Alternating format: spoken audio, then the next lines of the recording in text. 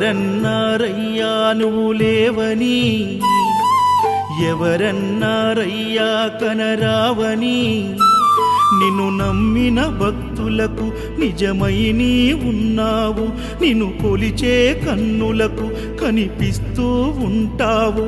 ఎవరేమన్నా అనుకున్నా నిన్ను మరవనయ్యా.